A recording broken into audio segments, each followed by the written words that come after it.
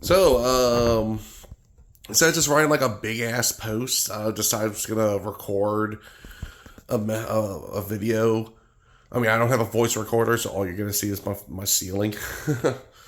Plus, I'm kind of, I'm still kind of under the weather, so I'm gonna be coughing a lot through this. So, God damn it. And as much as I hate the sound of my own voice, this is just easier to do. But anyway, I just finished the last episode like about half an hour ago. I've been off and on watching it all night. Because my work schedule, I have to stay up all night no matter what, so it's whatever. But yeah. So One Piece live action on Netflix. I believe this actually broke the curse. This is the first since like Aelita and Live Die Repeat.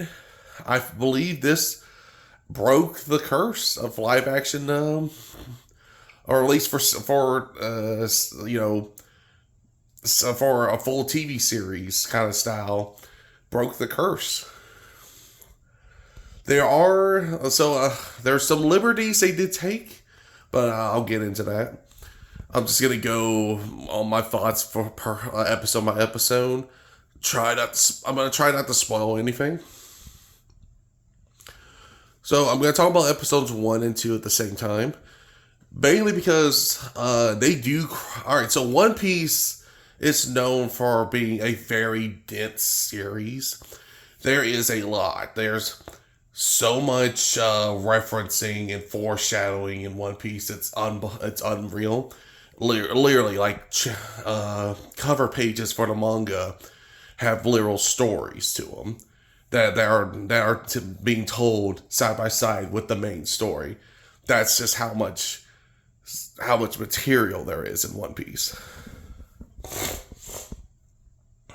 Uh, but anyway, episode 1 and 2, basically, episode 1 covers up.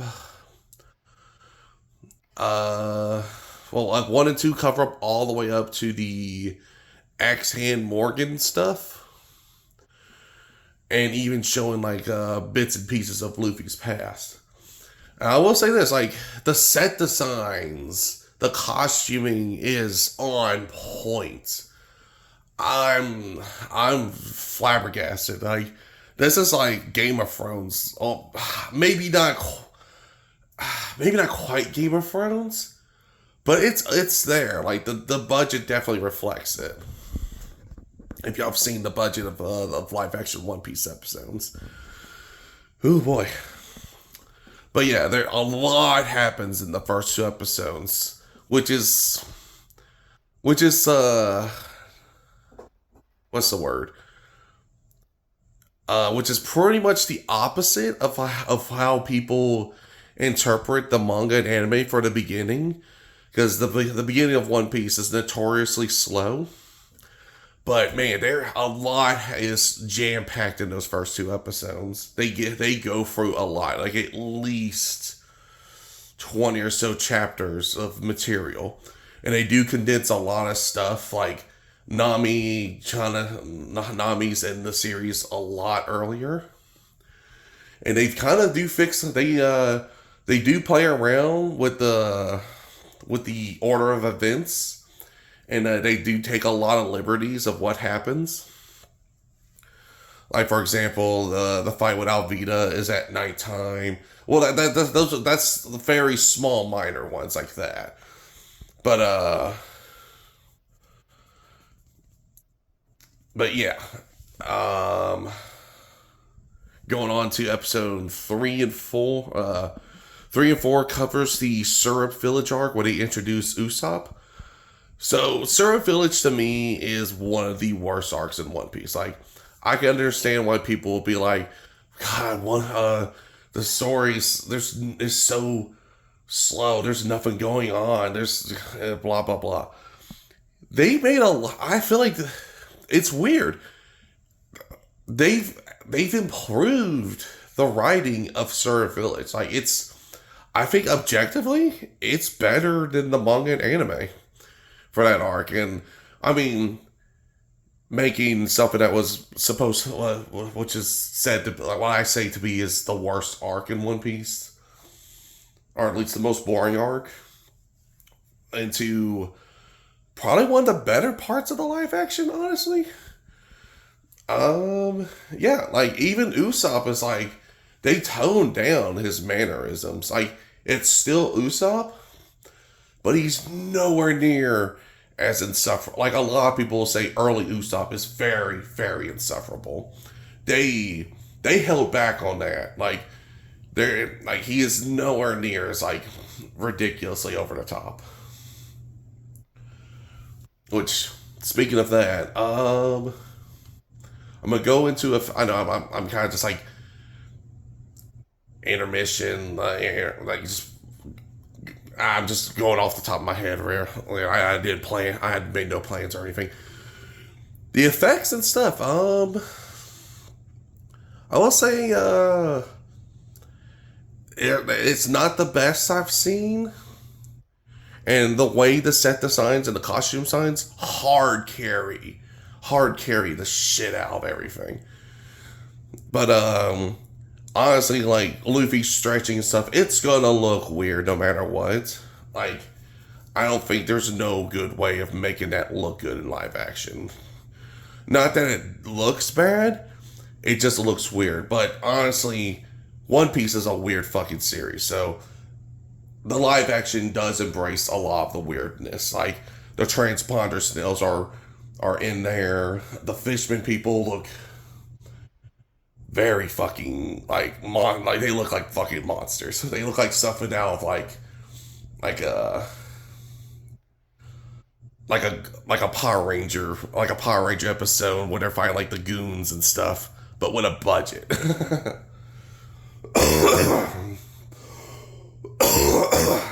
Sorry about that. Anyway, going on from the Syrup Philly arc to the Baratier. Baratier is where they take the most liberties. One characters, I thought at first he was going to be completely cut out, but surprisingly, not too many characters were cut out as much as I thought. They did cut out, like, going back to Syrup Village real quick, they did cut out Django, which I thought there was a casting for him. I thought there was someone showing, like, there was photos of him, but whatever. And the little kids that play with Usopp, play pirate with him in Syrup Village, they were completely cut out. But fuck no, I'm gonna keep talking about the Syrup Village.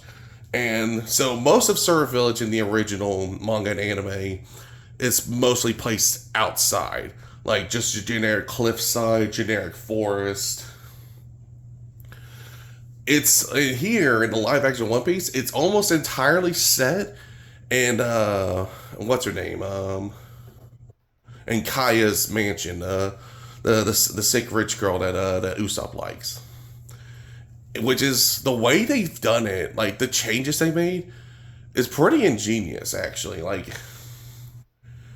it's like if you know the way Koro, the villain of that arc, the way he did his plannings, the way they've adjusted things even further to supplement it, just makes a lot of sense. And just the way they've written it, it's just improved. It's just, there's no in the anime and manga, there's literally a part where two of the main villains are literally just expositioning to each other their plans to each other out in the fucking open for some fucking reason, where they're like, oh yes, do you know this plan that we are going to do tonight that we've been making plans for all night? Yes, I know this plan, sir.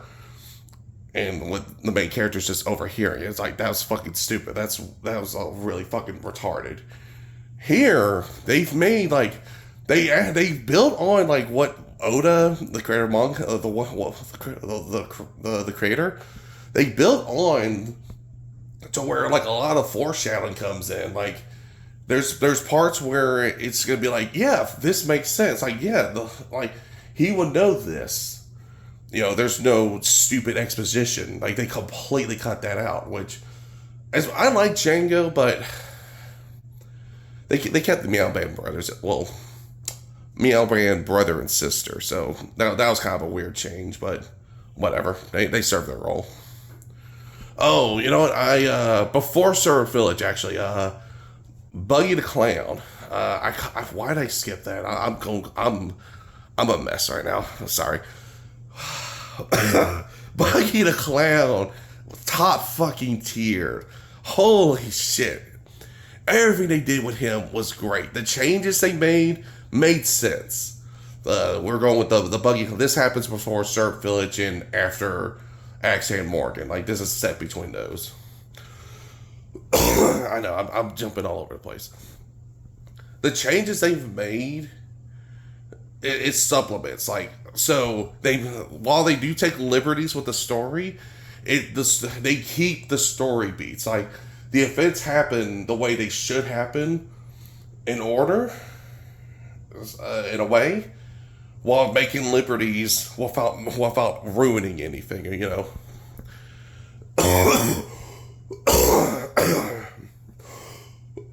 Sorry, this is my bad.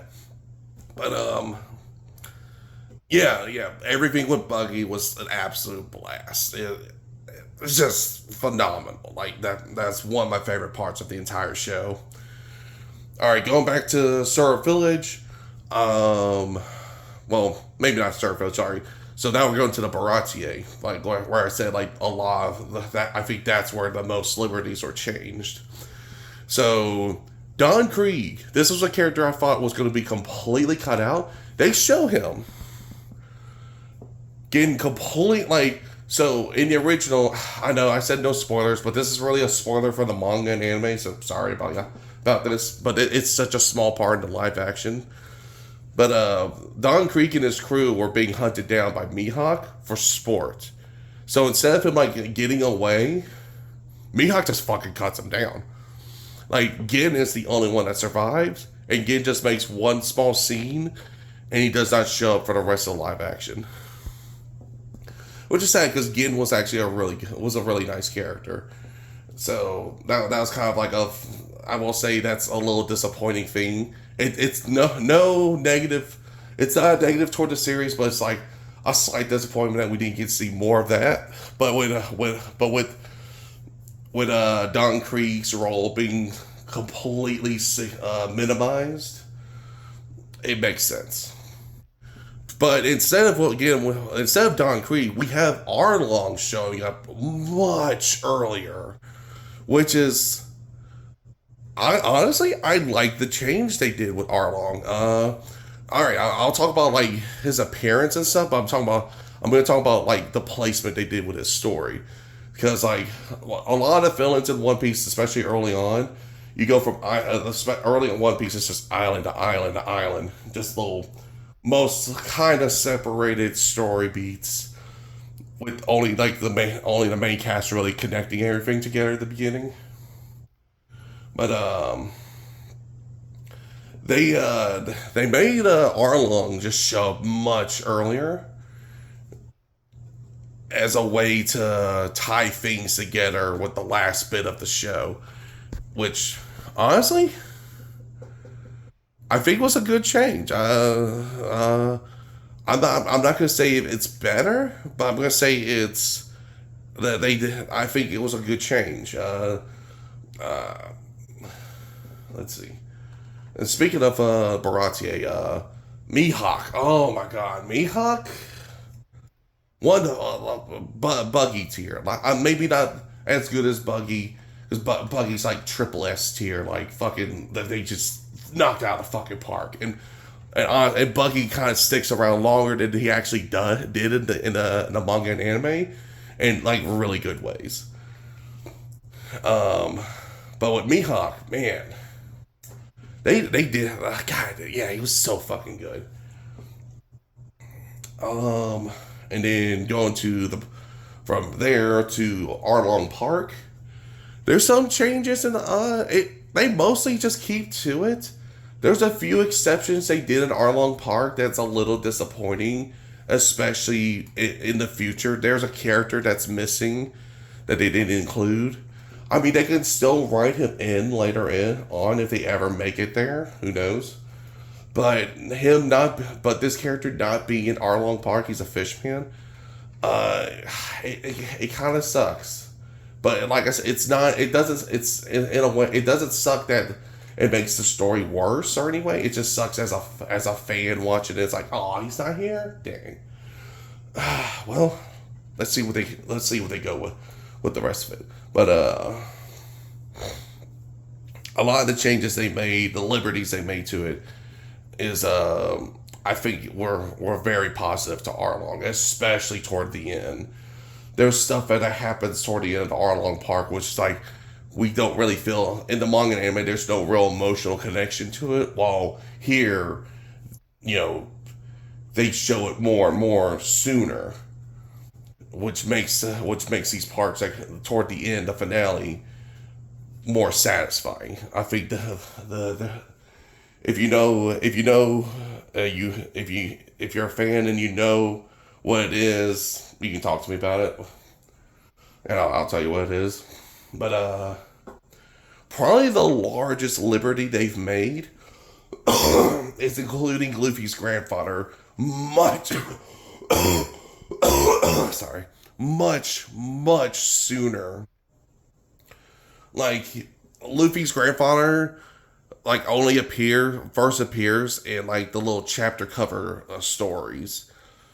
Like in the anime, we got like a little two to 3 part episode. I forget how many, showcasing him and Kobe and Helmeppo.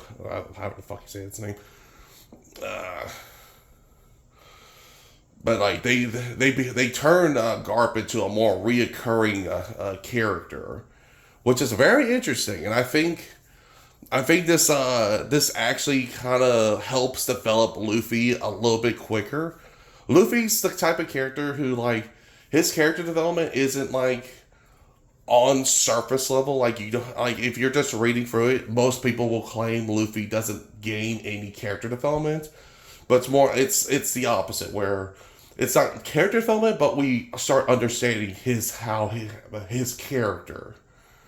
But they actually like added some parts with Luffy's grandfather that does help toward the end. That makes us both the end and a little bit before then. All right, so going to the cast. Luffy himself. I think he did a solid performance. So Luffy is a very hard character to get down. Like even in the English dub, no one's satisfied with his voice. Like a lot of people say it's the worst fucking thing they've ever heard in their life. And personally speaking, I'm not the biggest fan of English dub Luffy.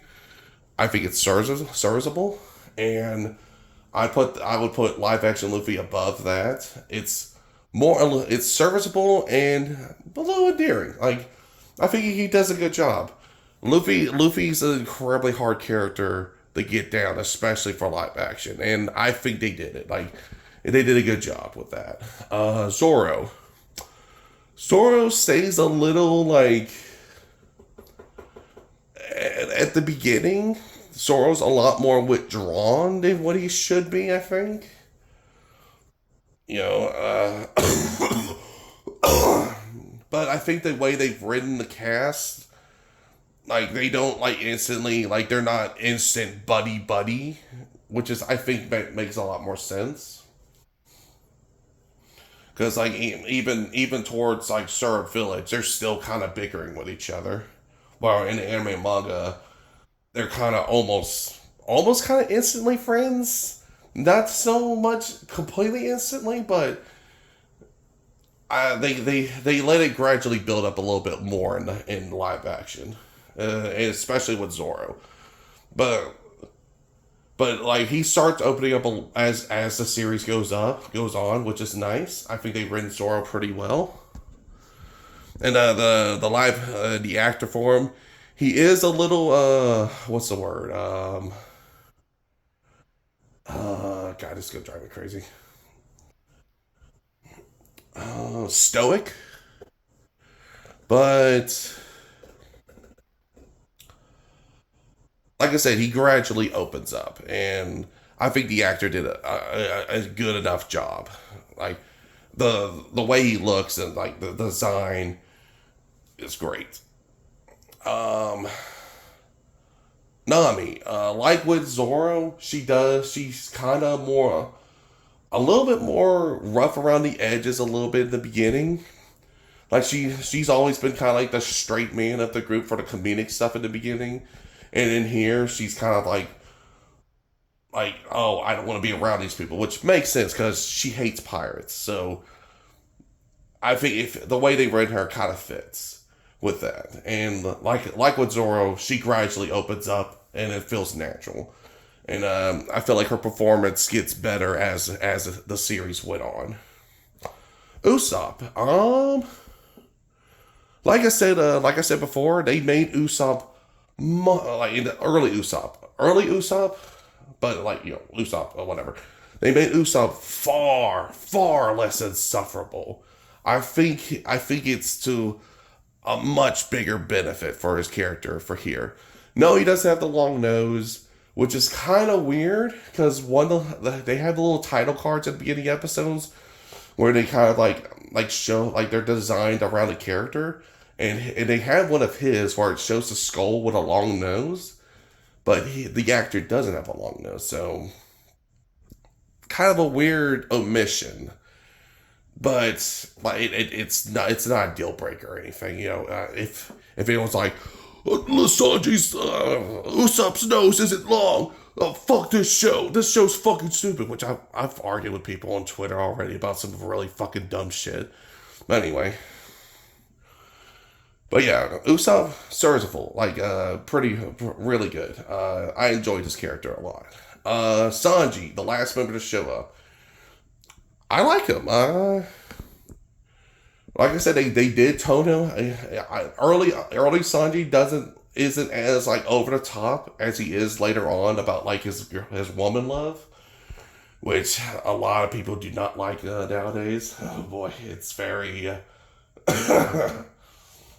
that's a run on gag. It's not one of the best ones.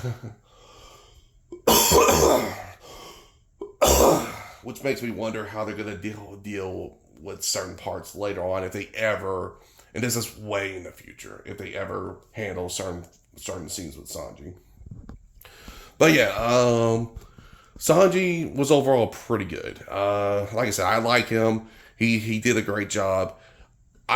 He seemed like he's definitely a lot more like open emotionally, and I remember, I'm kind of remembering this like, yeah, Sanji was like that too. Like he's very eager to talk about his dream and stuff, and that's how they did him in here. Um, but yeah, a great part. Anyone else? Let me see. For top tier designs. Buggy the clown, Genzo, the little one, like the leader of the village that Nami grew up in, straight from the fucking anime. Like, holy shit. Chef Zeph, holy shit. Like I said, the costume designs, fucking amazing. Like, as good as they can make it. This leads me to The Fishman. I feel like that's probably going to be the most contentious part of the live action is the way the fishmen are designed. They feel more like monsters, while in the anime, they still wacky, especially one character, which is literally the character they cut out. But it's weird because with Arlong's design, like he doesn't have like the sharp, edgy nose from the anime and manga, but they made so he's based on a salt shark, and they made his nose reflect how the salt shark's nose, whatever the fuck you call it, reflect how it's actually supposed to be, which is I'll give them points for that, for accuracy, for the way they did it. And honestly, the more and more I keep looking at like how the Fishman designs, especially Arlong, how they're designed, the more I like it. I think Arlong's has the best design of all the Fishmen. Some of them did look very stiff, like They're especially one of them. There's a Karate Man one. He looks very uncomfortable at times.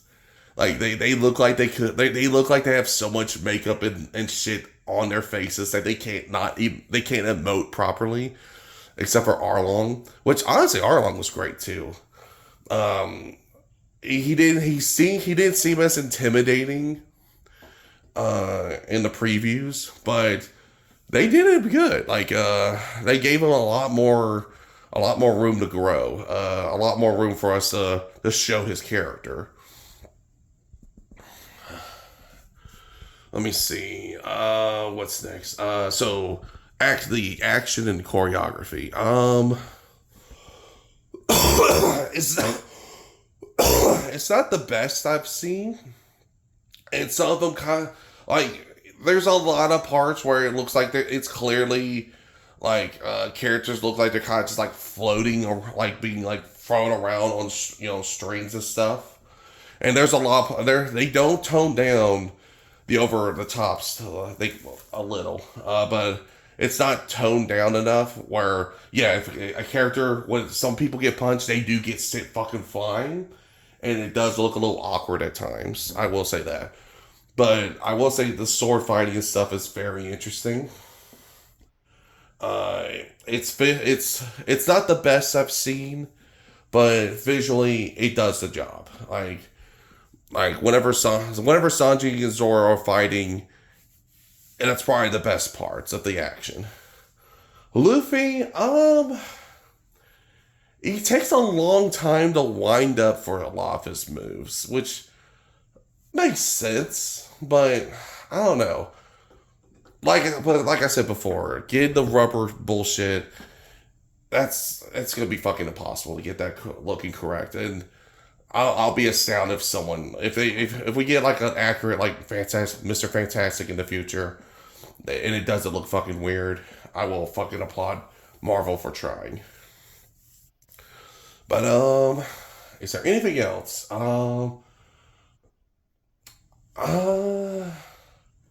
Not on the top of my head, and this recording is getting long. It's too fucking long as it is. Anyway, overall, so if I give it a number score, I'd say the lowest it kind of gets is maybe to like a 6 to a 7, but it's like it's a strong, but it is overall, it's a strong 8 out of 10. It's very enjoyable. And probably the best thing is, it's a great starting point for One Piece for newbies for into One Piece. Honestly, I think it's even better if you've never experienced One Piece. It's a great starting point. It's such a fun show. And I wouldn't say diehard fan, but as someone I would say One Piece is one of my favorite anime and manga of all time, like top 10. I'm very satisfied with the results. They did a great job. I hope we get a season 2 because they do end with they do end with like a teaser of a character that's supposed to show up later. Also they do not reach Logtown, unfortunately. Arlong Park is the end of it. But yeah. This is my complete thoughts. Like I said, 8 out of 10. Maybe dips down a little bit lower at times, but overall, fair. I'm just repeating myself at this point. Overall, great adaptation. Netflix broke the curse. I hope we get more. I hope we get more One Piece in the future.